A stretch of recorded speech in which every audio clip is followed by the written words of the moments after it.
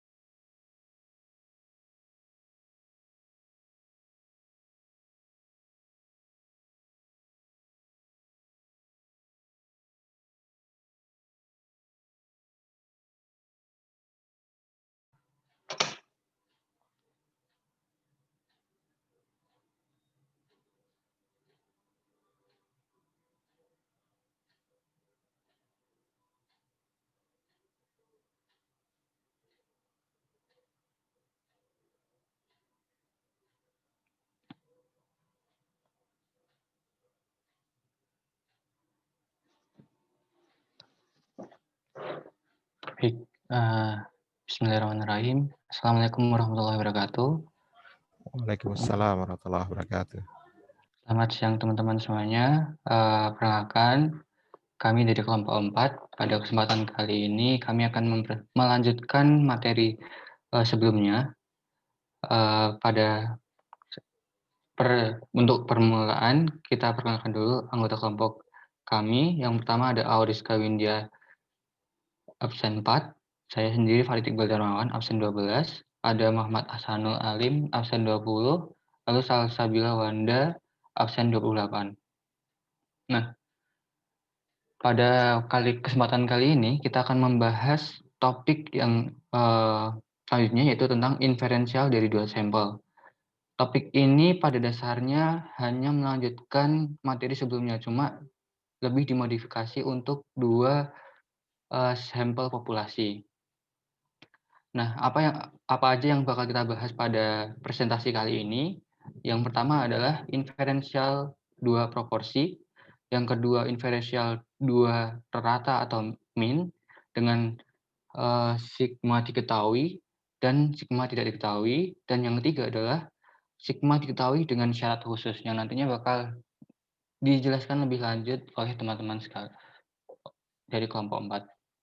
Lanjut. Nah, untuk materi yang pertama, saya akan membahas mengenai inferensial dua proporsi. Pada inferensial dua proporsi ini, kita harus ada dua asumsi penting yang harus kita perhatikan. Yang pertama adalah uji klaim terdiri atas dua sampel acak sederhana dan independen. Yang kedua, setiap dua sampel minimal memiliki 5 kejadian sukses dan 5 kejadian gagal. Syaratnya sama dengan proporsi yang sebelumnya, dengan tidak dua sampel ya. Lanjut. Nah, kita masuk ke bagaimana perhitungannya untuk proporsi.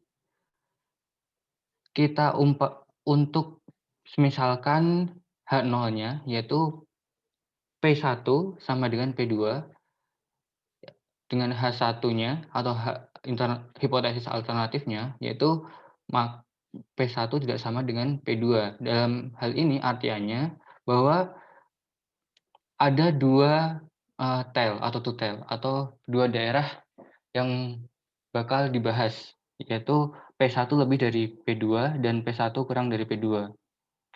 Kita harus bedakan dulu terlebih dahulu, yaitu ada istilah P-bar, P, Q-bar, N. P-bar ini untuk melihatkan peluang dari sukses sebuah sampel. Terus P adalah sebuah proporsi, Q-bar adalah komplement dari P-bar, yaitu 1 main P-bar, N itu adalah jumlah sampel. Nah, karena di sini adalah proporsi, maka kita menggunakan Z-score ya. Jadi, mudahnya gini teman-teman. Kalau ditanya itu sebuah proporsi, itu menggunakan Z-score. Kalau ditanya itu mean atau rata, itu ada dua pilihan. Kalau jika sigma diketahui, itu menggunakan Z-score. Kalau sigmanya tidak diketahui, menggunakan T-student. Untuk materi selanjutnya nanti bakal diterangkan lebih lanjut. Jadi pada kesempatan ini saya akan membahas mengenai Z-score. Nah, rumus yang sebelumnya, kalau kita mencari Z-score pada rumus proporsi, itu kan P bar dikurangi P. per akar P kali Q per N. Nah, karena di sini itu ada 2 sampel, maka untuk rumusnya tinggal kita anggap ada 2 rumus yang tadi tapi dijumlahkan. Digabunglah bukan dijumlahkan. Lalu rumusnya berubah menjadi seperti ini. P bar 1 dikurangi P bar 2 dikurangi P1 dikurangi P2 per akar P bar kali Q bar per N1 atau jumlah sampel yang pertama dikurangi P bar kali Q bar per N2. Nah, ini perlu diperhatikan teman-teman bahwa akar di sini yang digunakan adalah P bar dan Q bar, bukan P bar 1 kali Q bar 1 dikurangi P bar 2 kali Q bar 2. Jadi beda ya. Nanti hasilnya bakal beda kalau pakai rumus tersebut. Nah, untuk mencari P bar itu bagaimana? Karena di sini ada 2 sampel, maka otomatis ada jumlah yang diketahui jumlah. Nanti bakal berlanjut di contoh soal biar lebih paham. Saya bacakan rumusnya terlebih dahulu. Untuk P bar itu untuk mencari atau peluang suksesnya itu X1 plus X2 per N1 plus N2. Jadi di sini ada 2 sampel. Di sini asumsikan bahwa P1 dikurangi P2 itu sama dengan 0. Oke, lanjut. Nah, untuk metode yang bisa kita gunakan untuk mencari uji statistik ini, itu yang pertama ada P value. Tentunya udah jelas lah ya karena sudah dijelaskan teman-teman sebelumnya. Tapi saya ingin mengulang lagi, P value di sini menggunakan tabel A2 untuk mencari P-nya berdasarkan uji Z-score-nya. Jadi di sini kita mencari luas dari dari nilai Z-score tersebut. Lalu yang kedua ada critical value, sama menggunakan A2, tapi ini kita perbandingannya dengan signifikan alfa ya. Lalu yang ketiga yaitu dengan confidence interval, rumusnya sama dengan untuk proporsi yang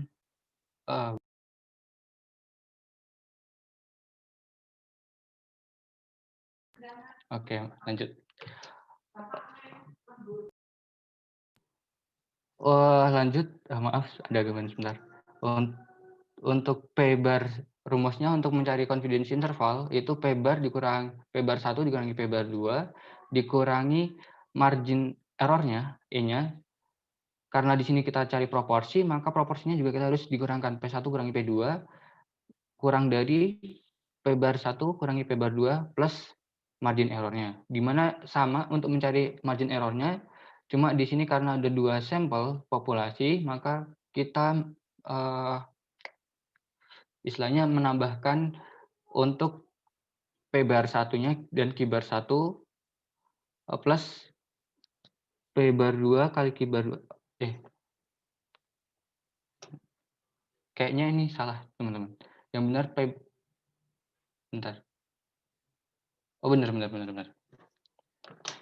Jadi untuk E-nya yaitu menggunakan P bar 1 kali Q bar 1 plus P bar 2 kali Q bar 2 per masing-masing jumlah sampelnya.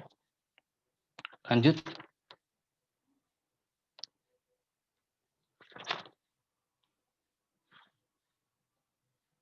Oke, kita ke contoh soalnya.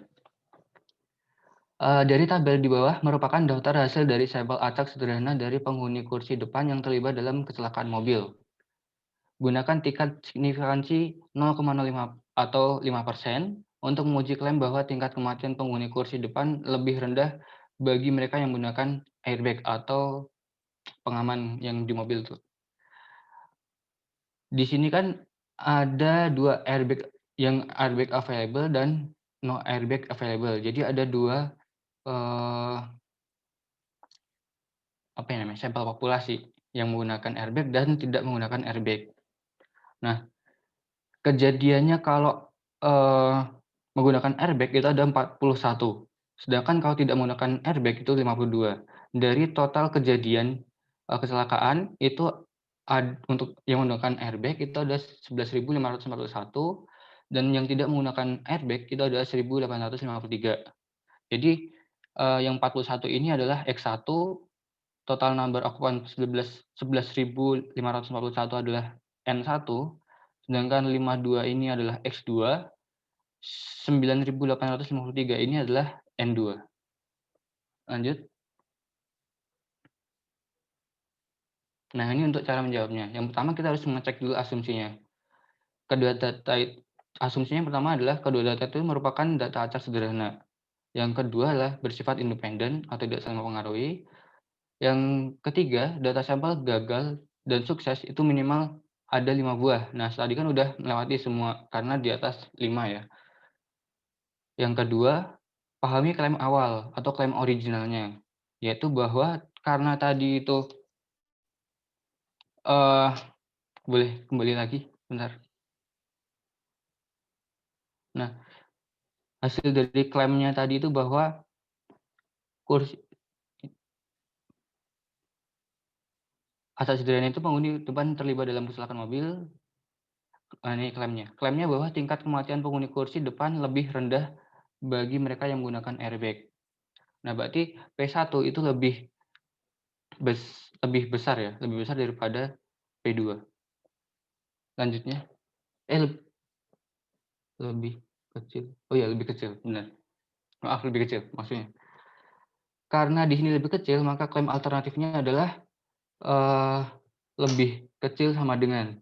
Nah, klaim alternatif ini adalah karena dia mengandung sama dengan, maka kita jadikan sebagai hipotesis 0 atau hipotesis nolnya, H0-nya. Sedangkan untuk P1 yang kurang dari P2 itu merupakan hipotesis H1-nya. Nah, tadi kan untuk setelah diketahui H0 dan H1-nya, kita ke langkah kelima, yaitu mencari berapa peluangnya, peluang P-bar-nya. Nah, tadi kan udah diketahui X1, X2 per N1 plus N2. X1-nya ada di 41, X2-nya 52, N-nya 1, 11.551, N2-nya 9.853. Nah, ini tinggal dijumlahkan aja. Ketemu P-bar-nya. Nah, untuk mencari Q-bar-nya, komplemennya ya. 1 min 0,004347. Ketemu Q-bar-nya 0,995653. Lanjut. Nah, di sini kita bakal mencari nilai Z-score-nya. Berdasarkan hipotesis alternatif, karena bertanda kurang dari, maka kita menggunakan left tail dengan nilai Z-score min 1,92. Perhitungannya kita dari Z ini ya, dari kan diketahui P-bar-nya 41 per 11.551 dikurangi P-bar 2 52 per 9.853. Di awal tadi kan asumsinya P1 min P2 itu sama dengan 0. Nah, kita karena sama dengan, sehingga P1 kurangi P2 atau proporsi 1 kurangi proporsi 2 itu sama dengan 0. Per akar dari P-bar kali Q-bar per N1. Tadi P-bar-nya 0,04347 dikali 0,995653 per 11.541 dikurangi 0,00447 kali 0,995653 per 9.853. Ketemu min 1,9,1. Nah, setelah ketemu Z-score-nya, kita menggunakan tabel A2 untuk mencari P-value-nya. Ketemulah P-value 0,02,81. Nah, lalu bagaimana mendapatkan P-value? Lanjutnya.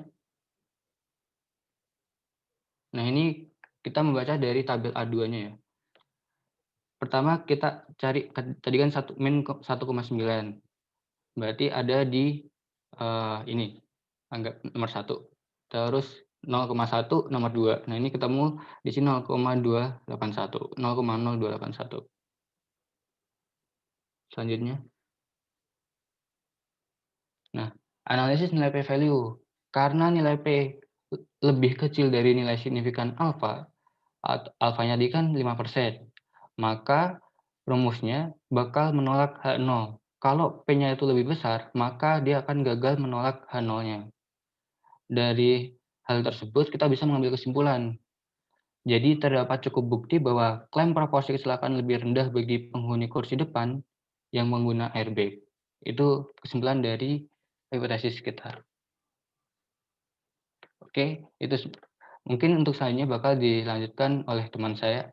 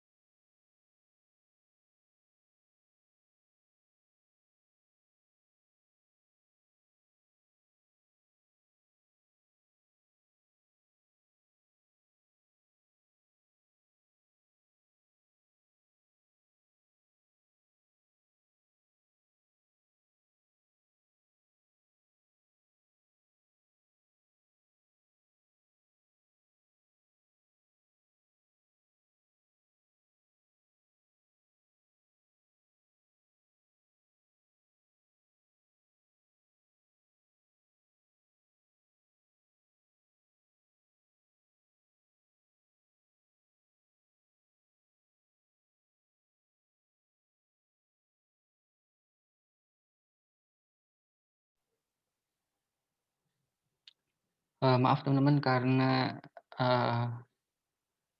ASA-nya sedang ada gangguan, jadi untuk materi yang tradisional method ini nanti menunggu sebentar. Kita langsung ke materi selanjutnya dulu.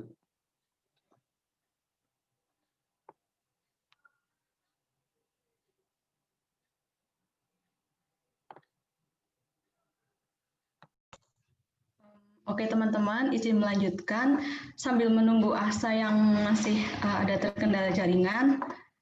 Kita masuk dulu ke materi tentang invariant dua rata-rata dengan sampel independen yang mana standar deviasi populasinya baik sigma 1 maupun sigma 2 tidak diketahui. Lanjut.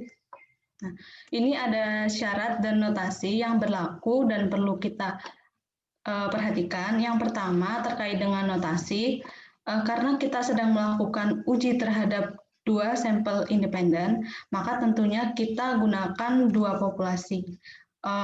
Untuk rata-rata populasi 1 kita lambangkan dengan mu1, standar deviasi populasi 1 kita lambangkan dengan sigma 1, ukuran sampel populasi 1 dilambangkan dengan N1, rata-rata sampel 1 dilambangkan dengan X bar 1, dan standar deviasi sampel populasi 1 dilambangkan dengan S1. Hal ini juga berlaku untuk populasi 2. Rata-rata populasi 2 dilambangkan dengan mu2 dan seterusnya. Selanjutnya, syarat yang harus dipenuhi untuk perhitungan uji sampel uji inferensi rata-rata dua sampel independen yang mana standar deviasi populasinya tidak diketahui. Yang pertama, syaratnya standar deviasi kedua populasi harus tidak diketahui, baik sigma 1 dan sigma 2-nya, dan tidak diasumsikan bahwa keduanya memiliki nilai yang sama. Yang kedua, kedua sampel merupakan sampel independen.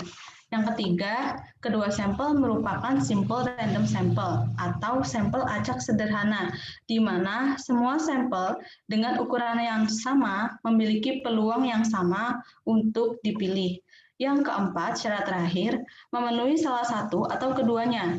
Kedua sampel harus berukuran besar, yakni N1 dan N2-nya lebih dari 30, atau keduanya dari populasi berdistribusi normal. Selanjutnya,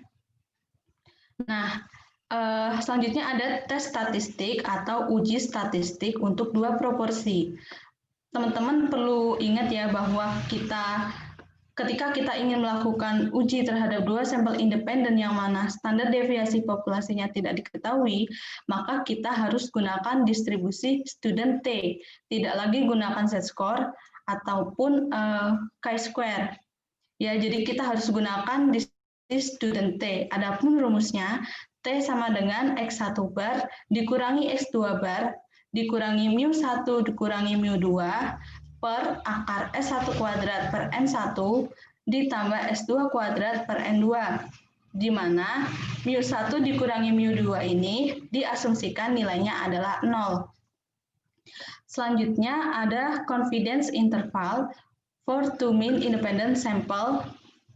Rumusnya adalah X1 bar dikurangi dengan X2 bar dikurangi dengan E. E ini adalah margin of error.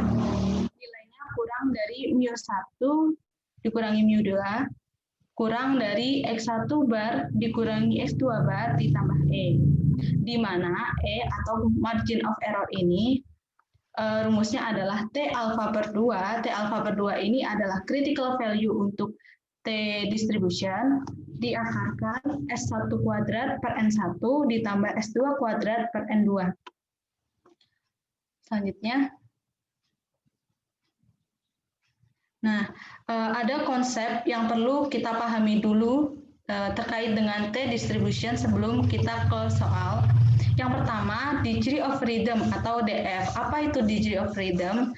Degree of freedom itu adalah jumlah data sampel yang nilainya dapat bervariasi apabila diberikan batasan-batasan pada data lainnya. Ya, untuk kaitannya menghitung invariant 2 sampel independen, maka kita gunakan rumus ini. DF sama dengan N1 dikurangi 1 atau N2 dikurangi 1. Kita gunakan mana yang nilainya lebih kecil di antara keduanya. Lalu kalau tidak, bisa juga kita langsung gunakan tabel A3 jika sudah diketahui berapa degree of freedom-nya. Yang kedua, terkait dengan critical value. Ingat ya, kita sudah tidak lagi gunakan Z-score kalau standar deviasi populasinya tidak diketahui. Maka kita gunakan T-score yang mana ini sudah dijelaskan di tabel A3. Nah, tabel A3 ini ada di sisi kanan slide-nya. Tabel A3 di buku Triola terkait dengan T distribution critical T value. Nah, di sini itu ada penjelasan degree of freedom-nya, lalu ada tingkat koefisien atau alfanya, lalu juga ada area infantile atau area intile. Kita tergantung soalnya. Misalnya kita akan mencari critical T value untuk degree of freedom 20 misalnya. Terus diketahui alfanya adalah 0,05 dan diketahui di soal misalnya area infantile berdasarkan hipotesisnya ya. Jadi dari sini kita bisa peroleh critical T value-nya adalah 1,725. Tentunya teman-teman dapat tahu kan ya pasti. Nah, selanjutnya slide selanjutnya. Nah, untuk memperdalam pemahaman kita lanjut ke contoh soal. Ini ada contoh soal, sebuah tajuk utama di USA Today menyatakan bahwa pria dan wanita adalah pembicara yang setara. Judul itu merujuk pada studi tentang jumlah kata yang diucapkan oleh sampel pria dan wanita dalam sehari. Diberikan di bawah ini adalah hasil dari penelitian. Gunakan tingkat signifikansi 0,05. Nah, di sini diketahui langsung alfanya 0,05. Untuk menguji klaim bahwa pria dan wanita mengucapkan jumlah rata-rata kata yang sama dalam sehari. Apakah ada perbedaan? Nah, lalu diketahui lagi nih dalam soal, degree of freedom-nya adalah 185. Nah, selanjutnya di sisi kiri ini ada data terkait dengan number of words spoken in a day. Ada data untuk laki-laki dan wanita. Untuk laki-laki ini N1 jumlah sampelnya adalah 186. X1 barnya 15.668,5, S1-nya 8.632,5, dan untuk yang wanita jumlah sampelnya N2 sama dengan 210, X2 barnya 16.215, dan S2-nya 7.301,2. Selanjutnya, Nah, pertama-tama jika kita ingin mengerjakan soal ini, kita harus lakukan requirement check atau uji syaratnya. Kan tadi di depan dijelaskan bahwa ada 4 syarat ya yang harus kita uji terkait dengan ini. Yang pertama, apakah standar deviasi populasinya diketahui atau tidak. Nah, di soal standar deviasi dan sigma 2-nya kan tidak diketahui ya, dan diasumsikan keduanya tidak memiliki nilai yang sama, yang merupakan simple random sample. Yang ketiga, bersifat independen, dan yang keempat, sampelnya berjumlah banyak, yaitu lebih dari 30. Jadi sudah terpenuhi ya, jadi kita bisa gunakan rumus yang T distribution. Selanjutnya, langkah pertama yang harus kita lakukan, nah tadi kan di soal diketahui bahwa pria dan wanita adalah pembicara yang setara, atau klaimnya itu jumlah kata-kata yang diucapkan oleh pria dan wanita itu sama dalam satu hari. Berarti klaim awalnya, hipotesis nolnya, mu1 sama dengan mu2. Selanjutnya, step kedua, kita buat klaim hipotesis alternatif. Hipotesis alternatif ini sifatnya harus komplementer, yaitu berlawanan dengan hipotesis nolnya. Ini mungkin mau review lagi ya, misalnya kalau H0-nya itu adalah kurang dari sama dengan, maka hipotesis satunya adalah lebih dari. Jika H0-nya lebih dari sama dengan, hipotesisnya adalah kurang dari. Nah, untuk soal ini, hipotesis nolnya kan mu1 sama dengan mu2. Jadi, komplementernya adalah hipotesis satunya mu1 tidak sama dengan mu2. Selanjutnya, langkah ketiga dari kedua hipotesis yang sudah dibuat ini, kita simpulkan bahwa hipotesis alternatif tidak mengandung equality, sedangkan hipotesis nolnya mengandung equality. Karena original klaimnya H0 ini mu1 sama dengan mu2. Nah, selanjutnya kita cari signifikan, kan udah diketahui ya di soal bahwa alfanya adalah 0,05. Selanjutnya yang step kelima, karena kita sedang mencari invarian 2 sampel yang standar deviasi populasinya tidak diketahui, maka kita gunakan T distribution, tidak lagi z-score, tidak lagi chi-square. Selanjutnya,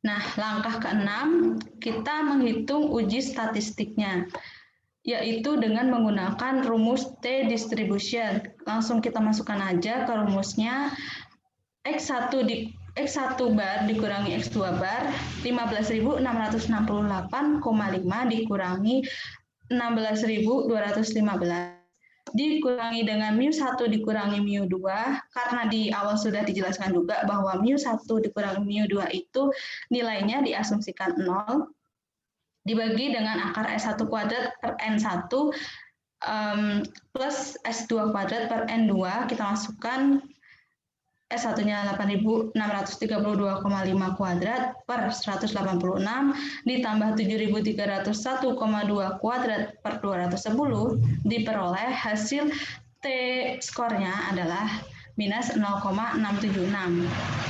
Slide selanjutnya. Nah, setelah kita menghitung T-score-nya, kita lakukan perhitungan critical value-nya. Sebelumnya, kita ingat dulu kan tadi hipotesis alternatif kita adalah mu1 tidak sama dengan mu2. Nah, oleh karena itu berarti kita sedang melakukan uji two-tailed, ya, 2 ekor. Jadi nilai critical value-nya itu ada 2, yaitu dikurang dari dan lebih dari, di sisi kiri dan sisi kanan ekornya. Nah, selanjutnya karena tadi di soal diketahui degree of freedom-nya 185 dan alfanya adalah 0,05 dan kita juga sedang melakukan two-tailed test, maka kita cek di T T-distribution, tabel A3. Nah, di situ kan ya tidak diketahui langsung ya, degree of freedom 185 kan tidak ada. Maka kita gunakan yang terdekat, yaitu 200. Terus area into tail yang alfanya 0,05. Berarti kita peroleh T value-nya adalah 1,972. Oh, sebelumnya ini mau membuktikan juga kalau misalkan gimana kalau misalkan degree of freedom-nya tidak diketahui langsung 185. Nah, teman-teman ingat ya, tadi kan jumlah sampel populasi 1 itu kan 186 ya, sedangkan yang sampel jumlah sampel kedua 210. Nah, kita masukkan ke rumus tadi tuh. N1 dikurangi 1, N2 dikurangi 1, mana yang nilainya paling kecil. Nah, yang paling kecil kan 86 dikurangi 1 sama dengan 185, jadi sama aja. Terus tadi karena kita udah peroleh T value-nya adalah 1,972, maka karena kita sedang menguji two-tailed test, berarti area critical value-nya ada di kurang dari minus 1,972 plus 1,972. Slide selanjutnya. Nah, langkah selanjutnya itu kita menarik hasilnya yang dari perhitungan tadi. Statistiknya itu tidak termasuk dalam wilayah kritis, yaitu tadi ya T-skornya itu kan minus 0,676 dan area kritisnya itu minus 1,972 dan lebih dari plus 1,972. Artinya nilai T-skor kita itu masih berada di grafik yang warnanya biru tadi, yaitu tidak di area kritis. Maka hasilnya adalah fail to reject atau tidak berhasil menolak hipotesis nolnya.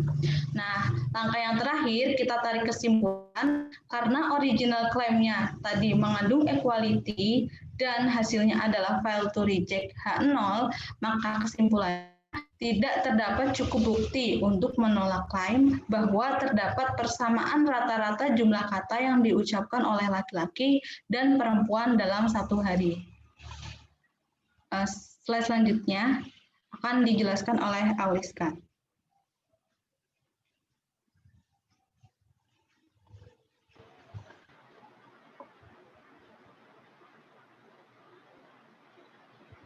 Kita balik dulu ke saya yang sebelumnya ini.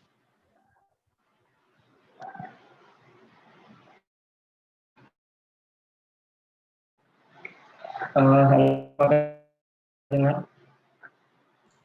Masuk, Sah. Baik. Mohon maaf ya teman-teman karena tadi ada kendala jaringan karena di sini sedang hujan. Baik, kembali ke materi.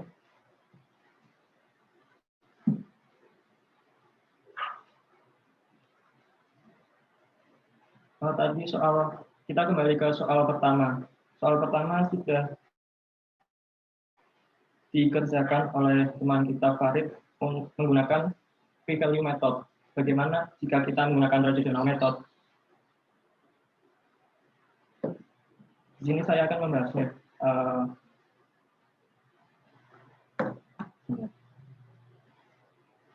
Diketahui dari data-data sebelumnya, data pada slide sebelumnya ada level signifikan alpha sama dengan 0,05, ada Z sama dengan minus 1,91 untuk tes statistik. Selanjutnya.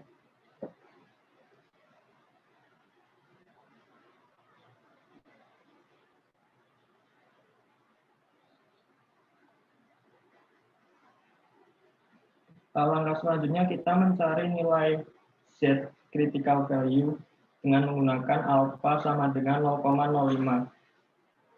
Diketahui bahwa pada tabel distribusi normal untuk alpha sama dengan 0,05 nilai Z-nya yaitu pada minus 1,645. Kemudian kita gambarkan pada kurva normal, dan ternyata nilai statistik berada pada area critical value Z. Jadi kesimpulannya kita kembali menolak hipotesis nol. Selanjutnya.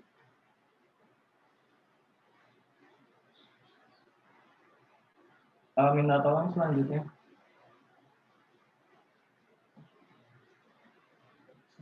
Setelah kita mencoba menggunakan p-value method dan traditional method, kita menemukan catatan. Ada dua catatan. Yang pertama, p-value method dan traditional method akan memberikan hasil yang sama, sehingga cocok untuk tes sebuah klaim. Kemudian confidence interval memberikan hasil yang berbeda, dan ini cocok untuk menguji perbedaan antara dua proporsi populasi. Kita masuk ke contoh soal yang kedua. Gunakan data sampel yang diberikan dalam contoh sebelumnya untuk membangun estimasi interval kepercayaan 90% dari perbedaan antara dua proporsi populasi. Berdasarkan tabel 81, one-time hipotesis dengan tingkat kepercayaan 90% sebanding dengan tingkat signifikansi alfa sama dengan 0,05 yang digunakan dalam uji hipotesis lifestyle sebelumnya.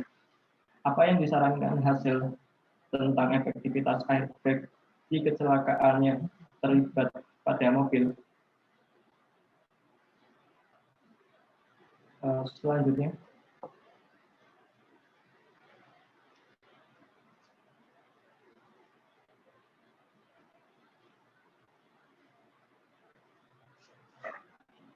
Dilihat pada tabel untuk tingkat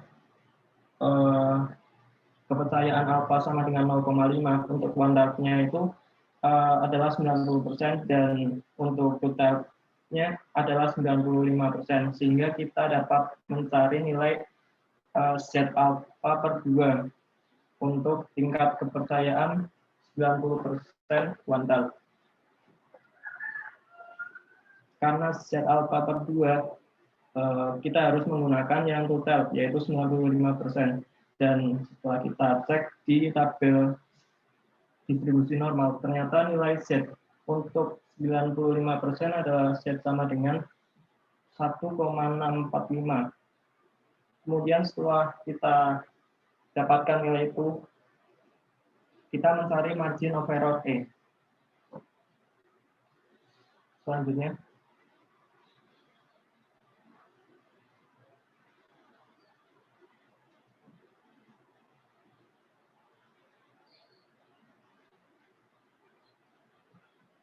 Langsung saja masukkan ke rumus data-data yang ada, rumus confidence interval,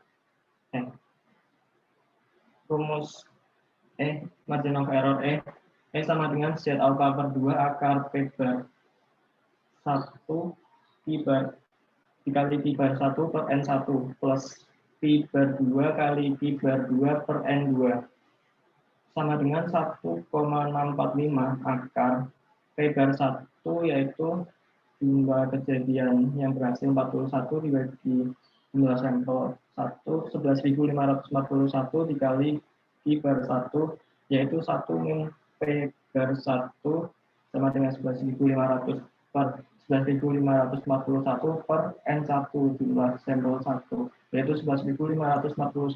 Kemudian tambah P bar 2 atau jumlah kejadian yang berhasil pada sampel 2, yaitu 52 per 9.853 dikali Q per 2, yaitu 9.801 per 9.853 per N2 9.853.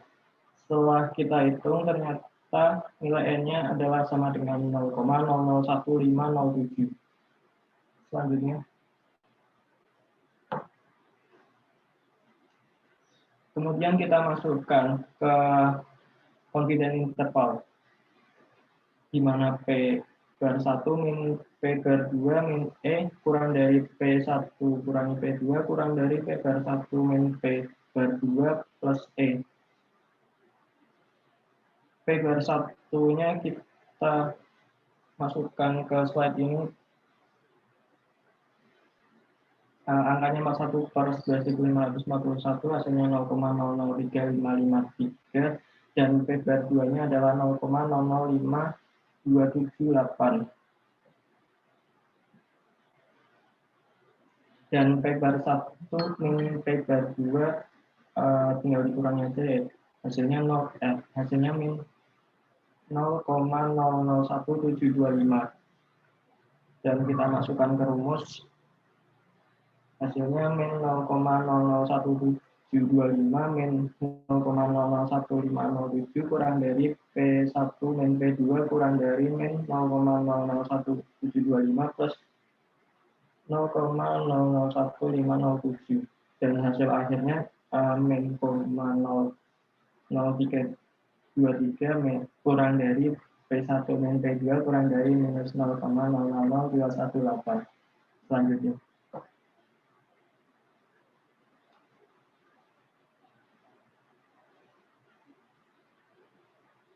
Setelah kita dapatkan nilai confidence interval, kita dapat menarik kesimpulan bahwa batas interval kepercayaan tidak mengandung angka 0, sehingga menyiratkan bahwa ada perbedaan yang signifikan antara kedua proporsi. Interval kepercayaan menunjukkan bahwa tingkat kematian lebih rendah untuk penumpang pada mobil dengan kantung udara atau airbag daripada untuk penumpang di mobil tanpa airbag. Interval kepercayaan juga memberikan perkiraan jumlah perbedaan antara dua tingkat kematian. Selanjutnya. Sekian dari saya kembalikan ke Rizka. Terima kasih. Ya, terima kasih. Saya di sini mau membahas tentang inference dua rata-rata dengan sampel independen jika sigma 1 dan sigma 2 diketahui. Ini sebenarnya ngelanjutin dari penjelasannya salsa. Jadi mohon maaf kalau agak acak kita ngejelasinnya. Tapi ini karena salsa tadi udah ngejelasin sigma 1 dan sigma 2-nya tidak diketahui. Nah, saya di sini akan menjelaskan bagaimana jika kedua sampel independen itu memiliki sigma 1 dan sigma 2-nya diketahui. Nah, jadi ada 4 asumsi, masih sama seperti yang tadi, cuman bedanya adalah yang pertama, standar deviasi kedua sampel itu diketahui, dan asumsi bahwa sigma 1 itu tidak sama dengan sigma 2. Lalu yang kedua, memiliki proporsi dari dua sampel independen, maksudnya kedua sampel tersebut tidak berhubungan. Terus yang ketiga, sama-sama simple random sample. Dan yang keempat adalah sample size-nya atau N-nya lebih dari 30 atau populasi distribusi normal. Nah, ini notasi-notasinya masih sama seperti yang tadi. Nah, terus karena ini tadi kan sigma 1 dan sigma 2-nya diketahui, maka kita pakai Z-score. Karena tadi salsa kan pakai Z-score karena sigma 1 dan sigma 2-nya nggak diketahui. Nah, karena diketahui, kita pakai Z-score. Rumusnya sebenarnya masih sama, cuman bedanya adalah ini, tinggal diganti pakai standar deviasi populasi, bukan standar deviasi sampel, atau sigma itu tadi. Jadi, Z sama dengan X per 1 dikurangi X per 2, dikurangi mu 1, dikurangi mu 2, per akar dari sigma 1 kuadrat per N1 ditambah sigma 2 kuadrat per N2. Terus kalau kita mau mencari confidence interval, itu rumusnya masih sama, X per 1 dikurangi X per 2 dikurangi E atau margin of error, kurang dari mu 1 dikurangi mu 2 kurang dari X per 1 min X per 2 ditambah E atau margin of error, di mana margin of error itu Z alpha per 2 akar sigma 1 kuadrat per N1 ditambah sigma 2 kuadrat per N2. Degree of freedom-nya masih sama, N-1 untuk yang sampel size 1 sama N-2 untuk N-1 juga untuk yang kedua. Nah, itu tadi kan untuk yang diketahui. Nah, sebenarnya punyanya salsa tadi itu ada syarat khususnya. Jadi ada sigma yang tidak diketahui, tapi kita memiliki asumsi bahwa sigma 1 itu sama dengan sigma 2, atau yang biasa disebut dengan pool variance. Asumsinya itu ya, yang pertama, standar deviasi kedua sampel itu tidak diketahui. Terus, sigma 1 itu sama dengan sigma 2. Nah, gimana caranya kita tahu sigma 1 itu sama dengan sigma 2? Nanti kita akan uji kesamaan varians populasi. Asumsi yang lain sama, jadi kita skip aja. Ini saya jelasin rumusnya dulu. Karena tadi, karena tadi tidak diketahui kan, maka kita pakai di student T. Nah, jadi yang membedakan adalah ini, SP, atau standar deviasi sampel pool. Jadi, karena nggak diketahui, karena sigmanya nggak diketahui, atau standar deviasi populasi tidak diketahui, jadi yang diketahui kan standar deviasi sampel. Nah, karena tadi sigma 1 dan sigma 2-nya itu diasumsikan sama, kita harus cari SP, atau standar deviasi sampel gabungan. Nah, pakai rumus ini, SP kuadrat sama dengan N1 dikurangi 1 dikali S1 kuadrat ditambah N2 min 1 dikali S2 kuadrat per N1 dikurangi 1 ditambah N2 dikurangi 1. Nah, mungkin langsung masuk ke soal aja. Sebelumnya ini saya mengambil soalnya dari YouTube channelnya Kuliah Statistik. Mungkin teman-teman bisa nyari di sana juga. Nah, ini sebuah perusahaan menyatakan bahwa kekuatan rentangan rata-rata tali A melebihi kekuatan rentangan tali B sebesar sekurang-kurangnya 12 kg. Untuk menguji pernyataan ini, 50 tali dari masing-masing jenis tersebut diuji di bawah kondisi yang sama.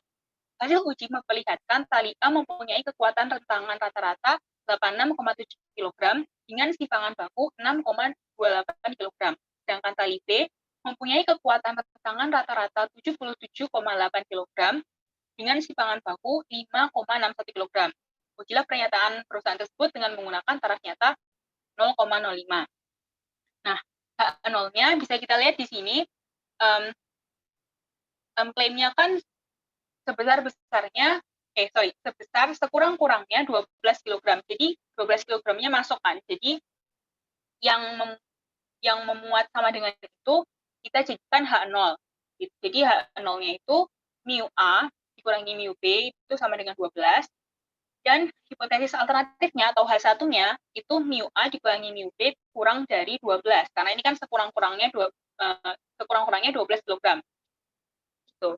Nah, karena ini juga 50 tali dari masing-masing jenis tersebut diuji, jadi N-nya itu keduanya 50. Terus, ini udah kita tahu ya, rata-ratanya 86, dan seterusnya. Nah, terus, karena ini kan simpangan baku atau standar deviasi sampel, bukan populasi ya, jadi sigmanya atau standar deviasi populasinya itu tidak diketahui. Nah, karena tidak diketahui tadi, ada dua pilihan, yaitu asumsi bahwa sigma A dan sigma B-nya itu sama, atau asumsi bahwa sigma A itu tidak sama dengan sigma B. Nah, jadi kita harus uji kesamaan varian populasi ini. Jadi H0-nya, sekali lagi H0 itu yang memuat sama dengan ya. Nah, jadi H0-nya sigma A sama dengan sigma B, H1-nya sigma A tidak sama dengan sigma B. Terus kita cari F hitung. F hitung rumusnya ini. SA kuadrat per SB kuadrat. Nanti ketemu ini 1,253. Terus kita cari nilai kritis dari F. Nah, nilai kritis dari F ini sebenarnya kan belum pernah diajar ya. Maksudnya belum pernah dijelaskan sama kelompok-kelompok sebelumnya. Nah, saya ini tadi menemukan pakai statis aja. Jadi, bentar, saya mau.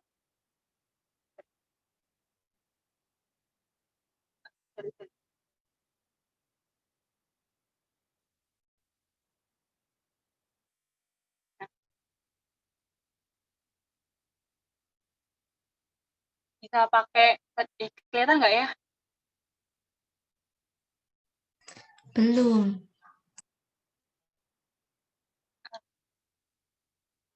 Nah, ini. Sekarang kelihatan ya? Udah. Nah, bisa pakai ini caranya. Jadi kan tadi degree of freedom-nya, tadi kan N-nya 50, terus degree of freedom-nya kan N-1. Jadi kita masukin ini 49. Dan yang kedua tadi kan juga 50. Jadi 49 juga dimasukin. Nah, terus ini alfanya dimasukin ke yang sebelah sini. Terus ketemu F value-nya atau nilai kritis F-nya itu 1,607. Kita buletin aja jadi 1,61.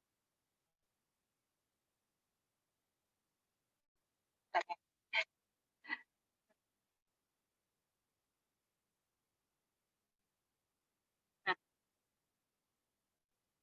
jadi tadi ya itu caranya buat nyari F-nya itu tadi. Nah, terus kita bandingkan F hitung sama nilai kritis F yang tadi kita dapetin di statistik itu. Nah, jadinya 1,253 itu kan kurang dari 1,61. Jadi kesimpulannya adalah gagal tolak H0. Jadi karena gagal tolak H0, jadi asumsi bahwa variansi itu sama. Atau sigma A sama dengan sigma B. Nah, karena sigma A sama dengan sigma B, maka kita pakai full variansi itu tadi yang mencari SP. Nah, jadi sebenarnya sama aja, tinggal masukin rumusnya. Ini kita cari SP-nya dulu pertama. Terus didapat 35,46. Terus dimasukin ke rumus student T. Jadinya dapat min 2,6. Terus kita tetap sama kayak tadi ya caranya. Terus habis itu kita lihat di tabel. Di tabelnya ketemu min 1,661. Jadi kita bandingkan T yang kita hitung tadi min 2,6 kurang dari min 1,6 atau di sebelah kirinya. Oh ya, sorry. Yang ini kan tadi berarti left tail ya. Jadi kita nyarinya ke left tail, jadi grafiknya kayak gini. Karena di biru-biru ini, di sebelah kirinya dari tabel yang kita cari ini tadi, maka keputusannya adalah tolak H0. Sehingga kesimpulannya, karena H0 ditolak, terdapat cukup bukti untuk mengatakan bahwa pernyataan tadi itu salah.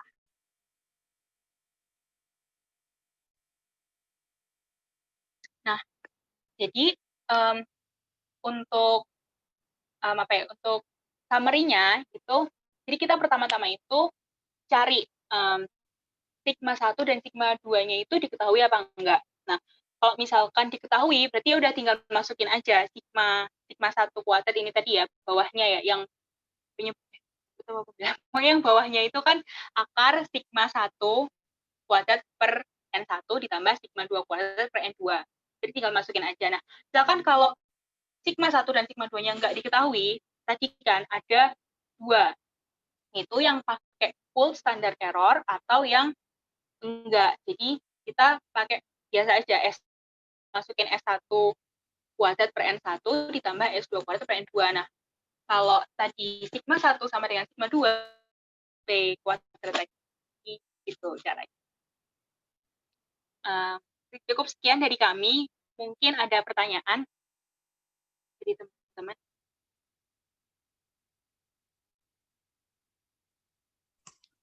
Saya mau tanya. Ya.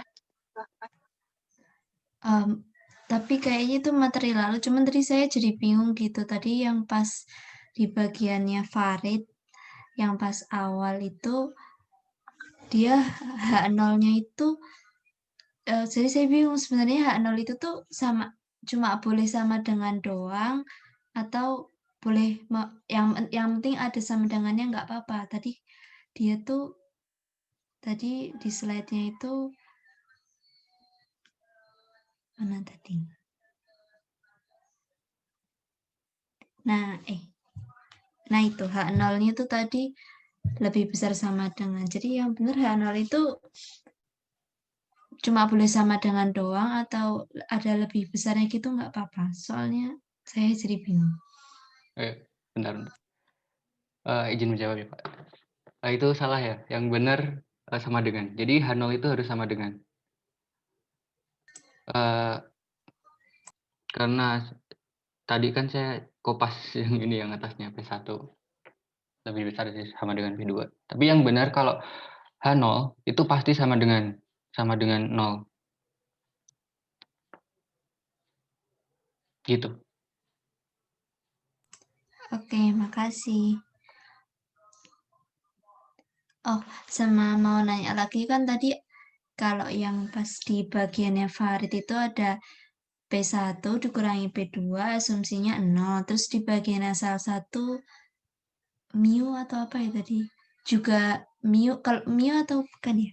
Pokoknya misalkan mu ya, mu 1 dikurangi mu 2 juga sama dengan 0. Tapi itu asumsi aja kan kalau misalkan diketahui gitu nggak apa-apa, nggak sama dengan 0.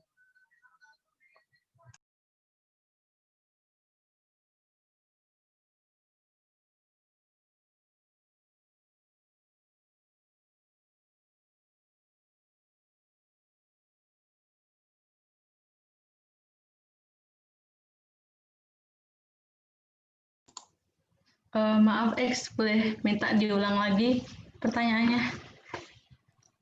Oh iya, itu tadi kan ada dibilang kan yang di syarat itu yang bagiannya Farid P1 dikurangi P2 asumsinya sama dengan 0. Terus yang di bagian kamu juga ada bilang mu kalau nggak salah, mu 1 kurangi mu 2 sama dengan 0. Nah itu memang harus 0 atau boleh nggak sama dengan 0, misalkan diketahui. Jadi kalau hipotesis 0 itu emang ini menurut pengertian menurut pemahaman saya ya, mungkin kalau nanti ada yang salah bisa dikoreksi sama Bapak. Jadi kalau hipotesis 0 itu mengandung unsur sama dengan, mengandung unsur equality X. Jadi H0 itu tidak harus sama dengan, tapi mengandung unsur equality. Jadi contohnya kayak tadi ya, mu 1 sama dengan mu 0.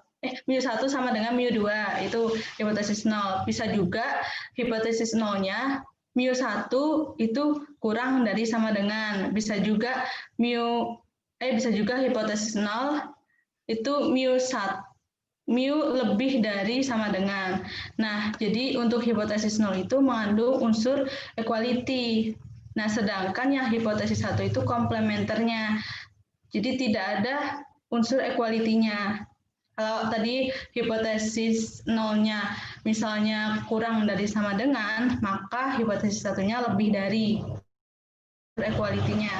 Kalau yang hipotesis 0-nya lebih dari sama dengan, maka hipotesis 1-nya kurang dari. Gitu, X. Kayaknya bukan itu deh yang aku maksud. Gimana? Yang itu di slide keempat. Coba. Ya ada asumsi P1 min P2 sama dengan 0.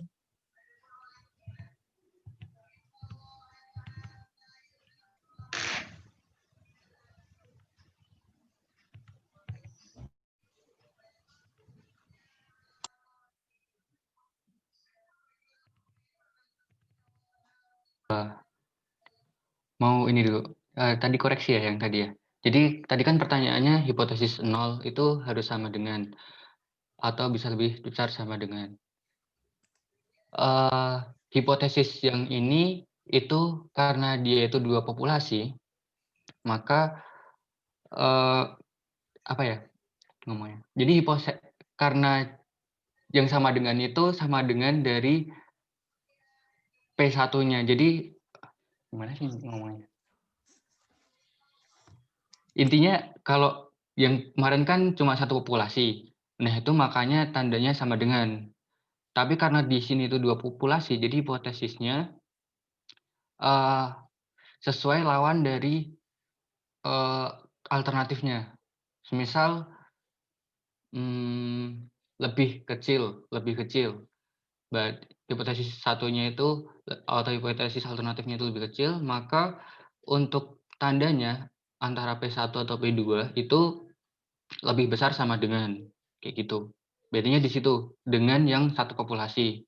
Terus kenapa kok P1 itu diasumsikan sama dengan P2 untuk menghasilkan proporsi yang 0.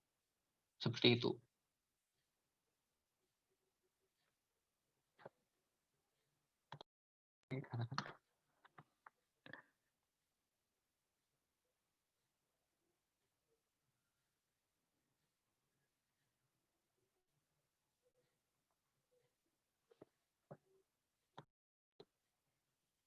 Gimana?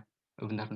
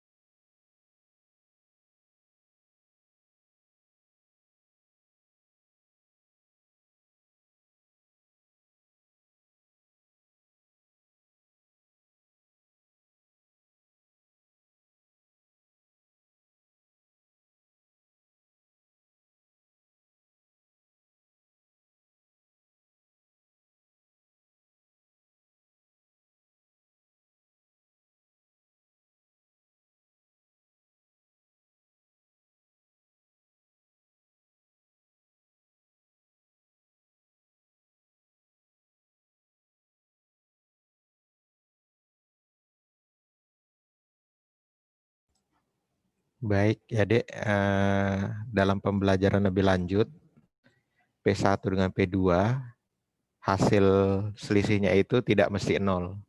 Tetapi dalam hal ini, ya, kita membuat 0 dengan asumsi bahwa proporsi yang satu dengan proporsi yang kedua itu benar-benar dalam kurva normal.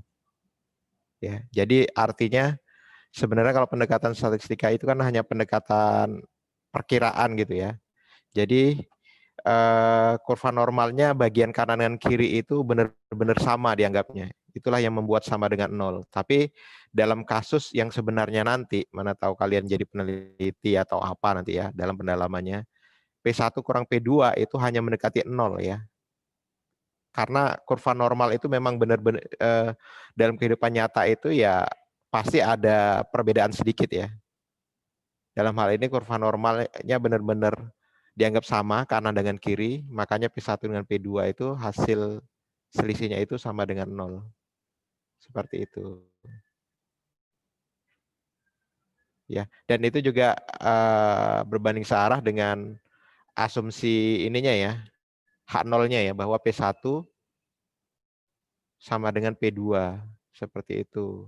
Dan kalaupun nanti yang berlaku adalah H1-nya atau H alternatifnya, itu adalah suatu angka yang memang tidak 0 tetapi mendekati angka 0 itu.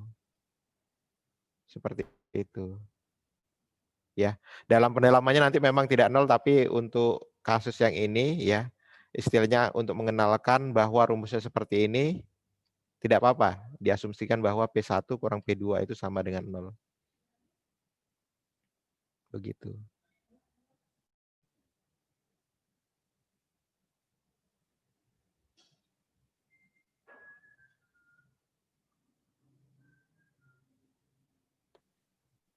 Oh iya, baik. Makasih, Pak. Ada pertanyaan lain?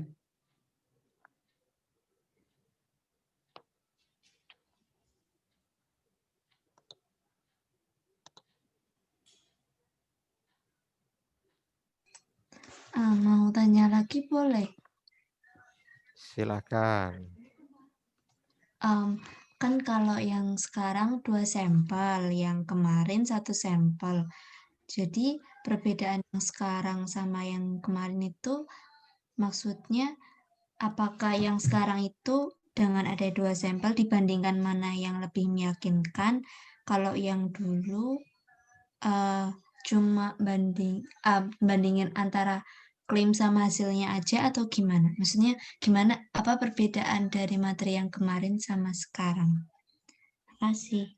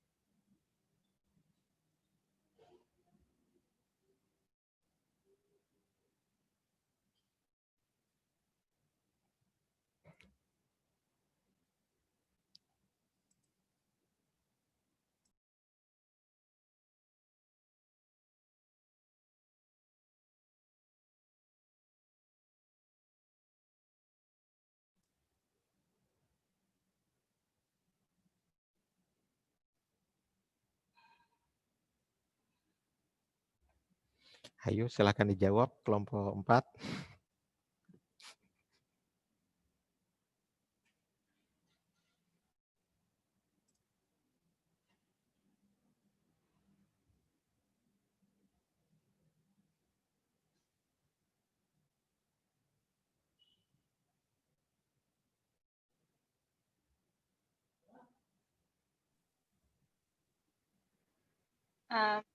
Saya mencoba jawab ya, tapi siapa tahu kalau salah nanti mohon dikoreksi. Jadi kalau yang kemarin itu hanya sebenarnya udah benar tadi Ejek bilangnya. Jadi hanya menguji hipotesis ini tuh benar apa enggak. Jadi mereka itu diuji di dalam satu populasi. Nah, kalau yang dibahas pada hari ini itu, misalkan tadi kan contohnya misalkan pria dan wanita gitu. Jadi itu udah populasi yang berbeda. Jadi karena populasinya beda, itu tadi kayak ada asumsi bahwa standar deviasinya beda dan macam-macam gitu kejadiannya. Terus peluangnya juga beda-beda tadi yang dijelasin Farid.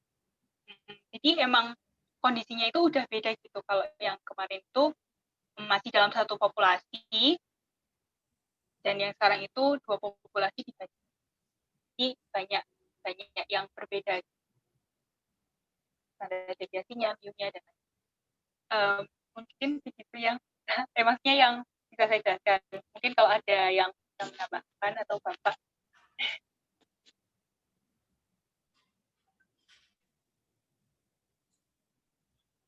Gitu gimana?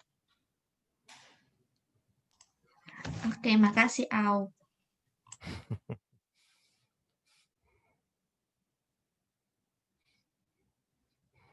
Iya. Memang karena memang ada 2 kejadian ya, 2 kejadian terus kita diminta perkiraannya. 2 kejadian berarti jumlahnya juga ada 2, maka digunakan yang 2 sampel ini. Sementara kalau yang kemarin kan memang hanya 1 kejadian ya, tertentu.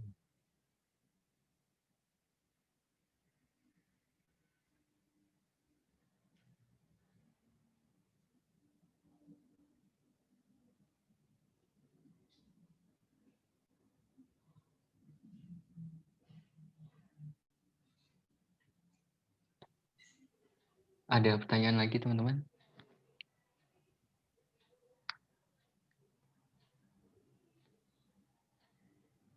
Kalau tidak ada, dicukupkan aja Pak, atau gimana Pak? Silahkan dicukupkan. Oke, baik. Terima kasih atas perhatiannya teman-teman sekalian. Mohon maaf apabila ada kekurangan dalam kami mempresentasikan materi pada sore hari ini. Kami mohon maaf. Wassalamualaikum warahmatullahi wabarakatuh. Waalaikumsalam warahmatullahi wabarakatuh.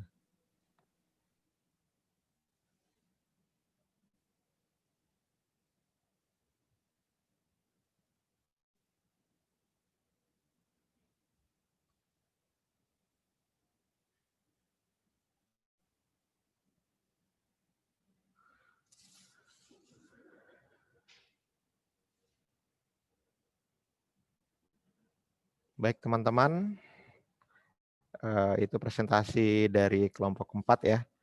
Nah, sekarang kita coba memahami lebih dalam dari statistika. Yang saya bilang tadi, hitung-hitungan dari statistika. Kalau secara matematis itu apakah memang benar-benar tepat atau suatu pendekatan? Nah, nanti dibantu ya dengan kelompok berapa tadi? Kelompok 4 ya.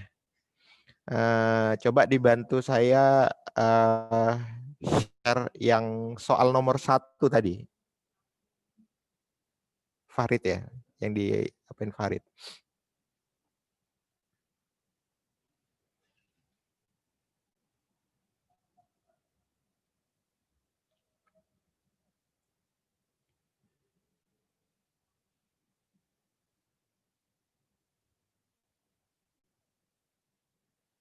Nah,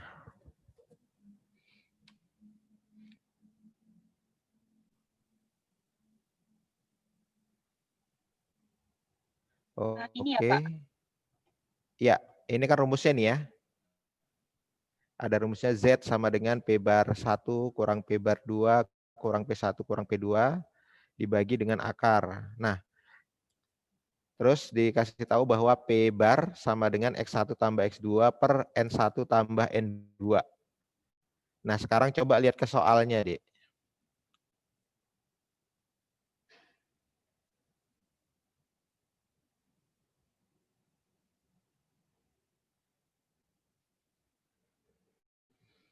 Ya, soalnya jawabannya. Oke, cek asumsi, terus.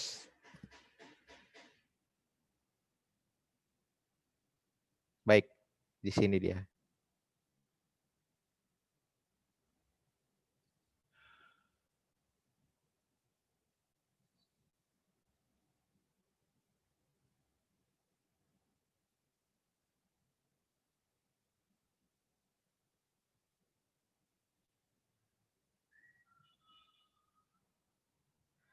Nah, dari rumus Z ini ya.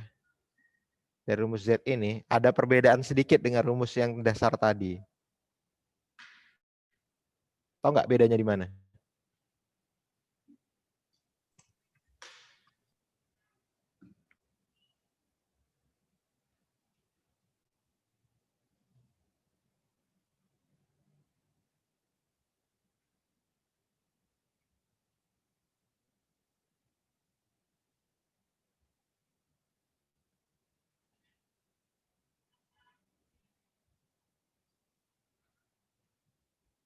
Oke. Coba diingat rumusnya atau mundur lagi ke rumus yang tadi, Z sama dengan.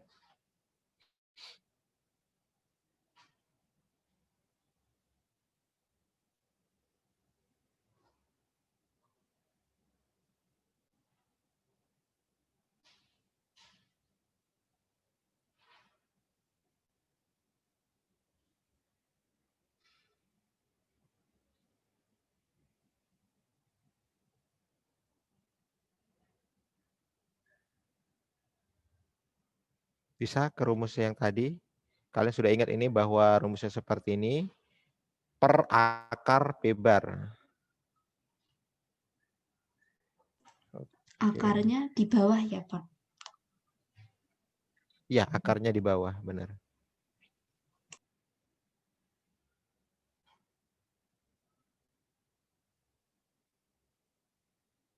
Oke.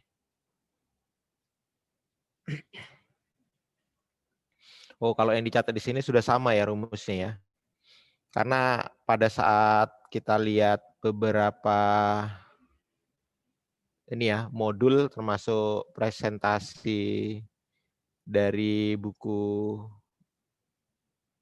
Mario F. Triola itu ya, bahwa akarnya ini adalah akar P bar 1 kali Q bar 1 per N1 ya nggak salah. Kurang P bar 2 kali Q bar 2 per N2. Rumus dasarnya seperti itu kalau nggak salah. Ya. Betul nggak kira-kira?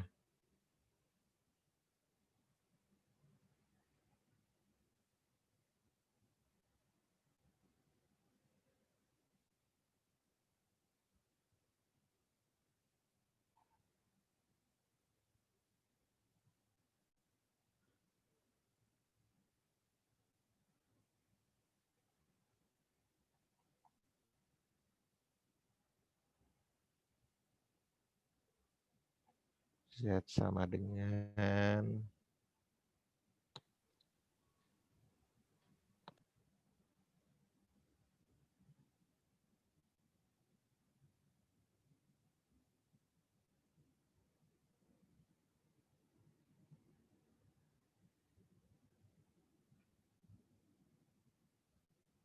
oke, dengan kelompok 4 sudah disesuaikan ya.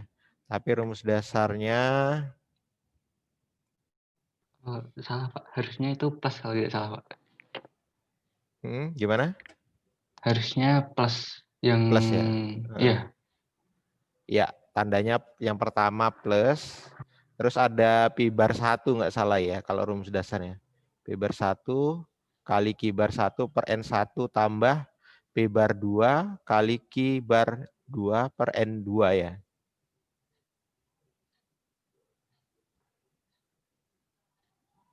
Nah, tapi dalam perhitungannya ternyata tidak masalah pada saat teman-teman menggunakan misalnya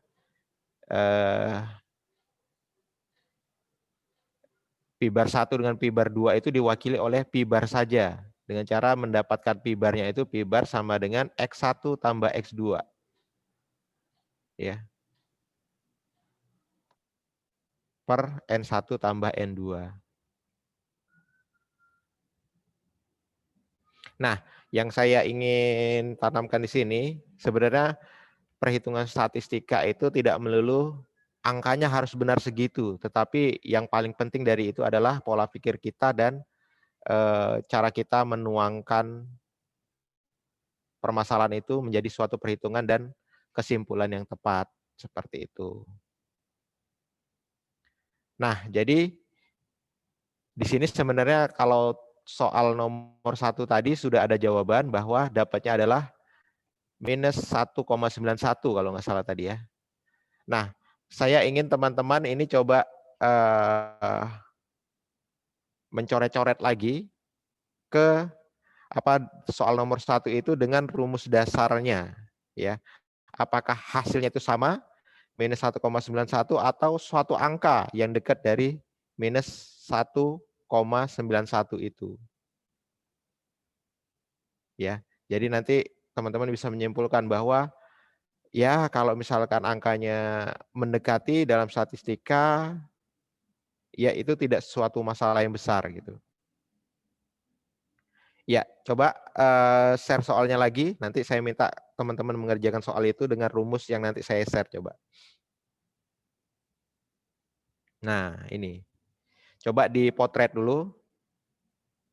Ya, masing-masing.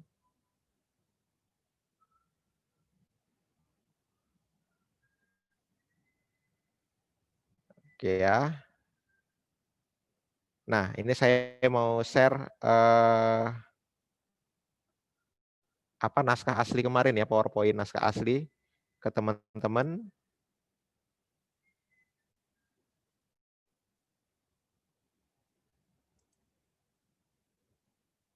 Oke. Stop share dulu ya biar saya bisa nge-share.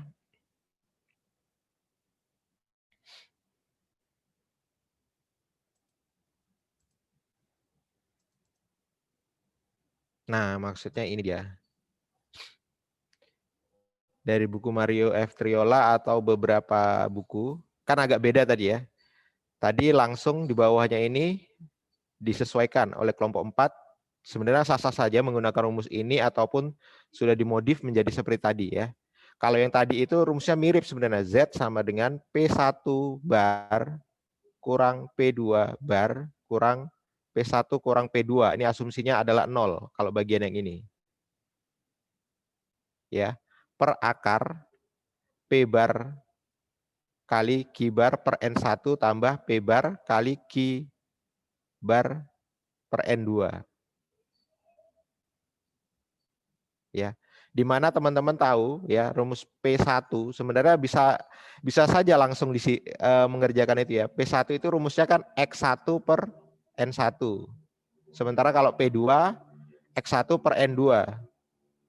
Kalau Q1 berarti 1 kurang P1.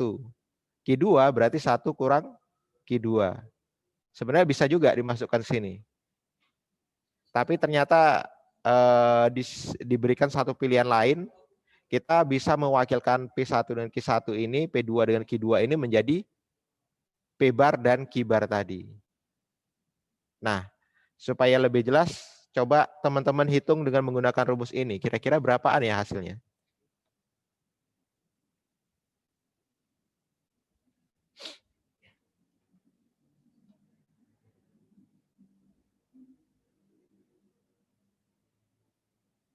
Sama nggak? Sama dengan minus 1,91.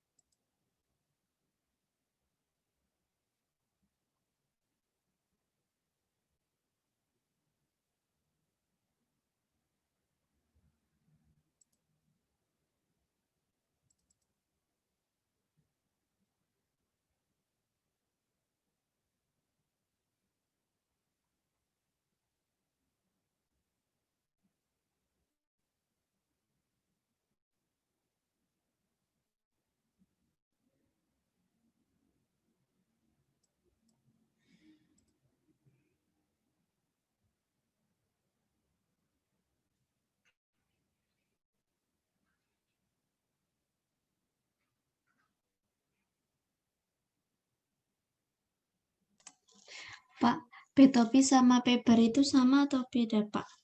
Sama, ya. Dalam hitungan ini sama. Oke.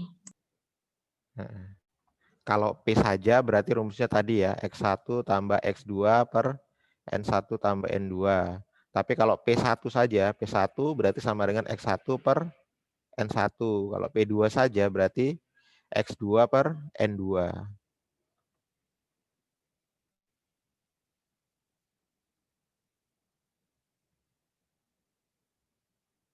Begitu.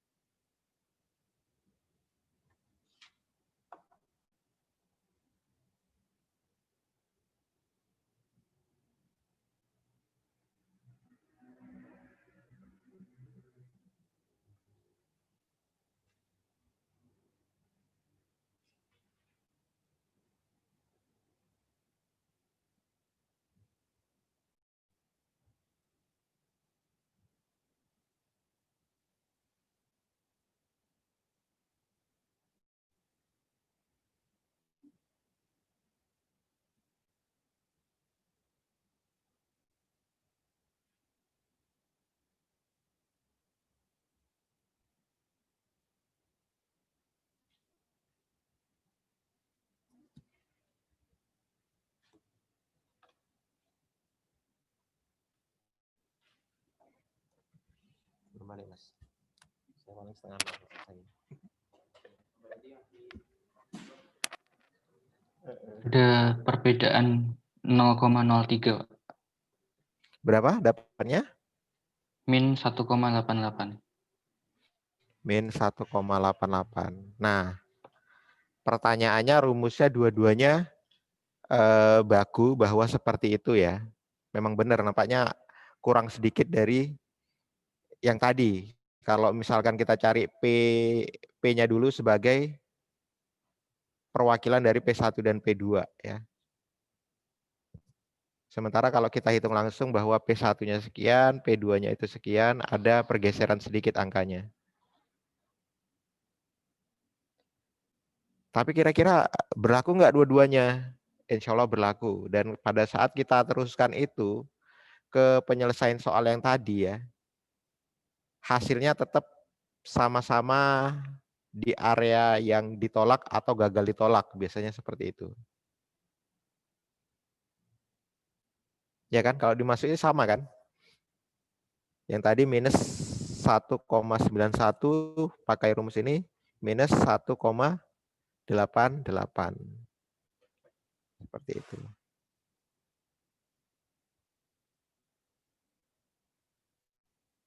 Jadi artinya apa? Ya itulah statistika ya. Makanya ada beberapa buku nanti ada dengan metode pendekatannya kok ada perbedaan sedikit ya tentang rumusnya gitu.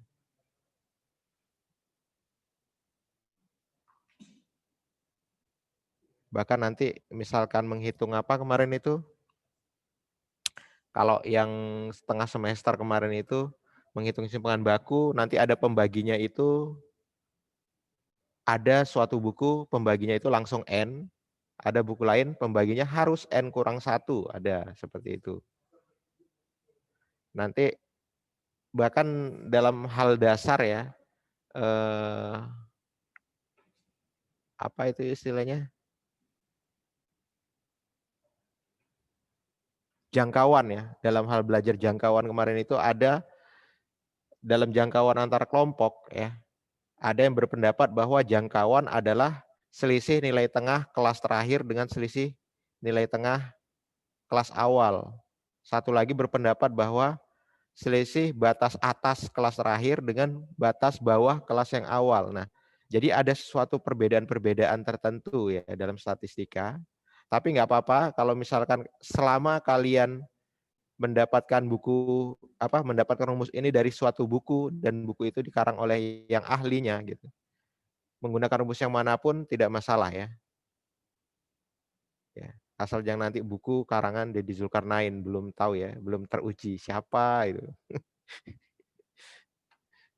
Ya, jadi intinya itu. Dan ini istilahnya menjadi pelecut juga untuk kalian bahwa kalian hitung sesuai aturan yang ada ya. Jangan takut bahwa hitungannya itu meleset 0,0 sekian atau bagaimana gitu ya. Seperti tadi ya, kenapa P1 kurang P2 itu sama dengan 0? Sebenarnya tidak 0, tetapi suatu angka yang mendekati 0 yang dalam hal ini karena bentuk kurvanya normal banget dianggap gitu ya, kanan kiri itu sama, pasti hasilnya memang sama dengan 0 gitu. Nah, jadi seperti itu ya. Ini pengayaan aja untuk kalian dan kalian sudah mendapatkan 2 rumus Z di sini ya. Z.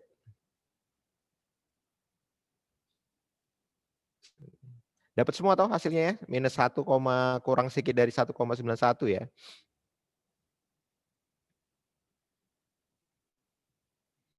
Seperti itu.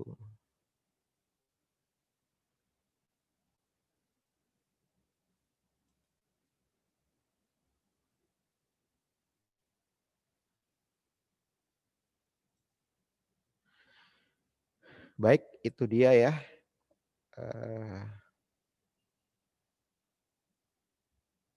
Dan terus terang dalam ujian kemarin saya juga tidak terlalu melihat hasil ya. Kalau hasilnya beda-beda tipis saja ya udahlah, betul lah itu ya. Beda-beda tipis.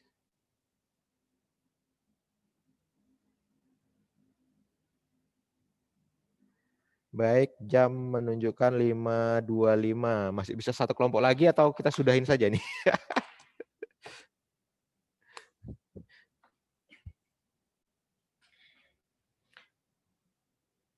Kelompok selanjutnya bahas tentang apa ini, Dek?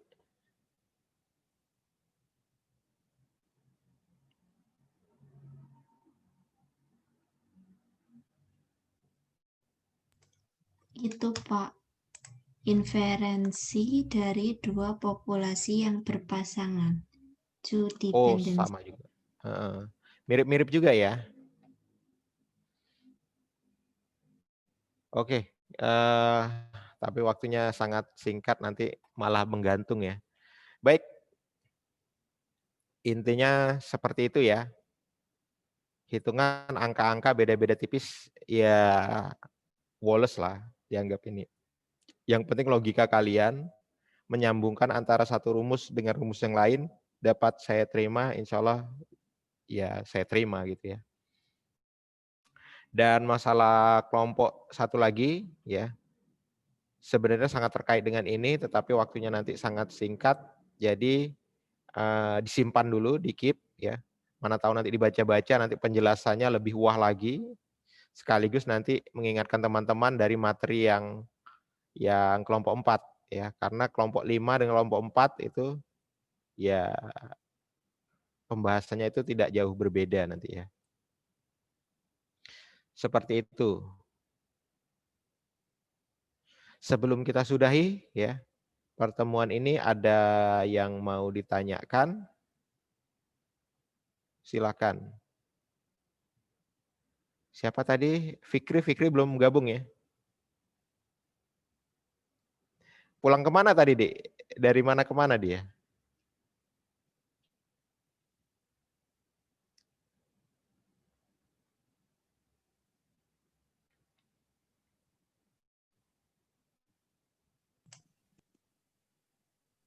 Bintaro ke Riau, Pak. Bintaro ke Riau. Iya. Oh. Oke.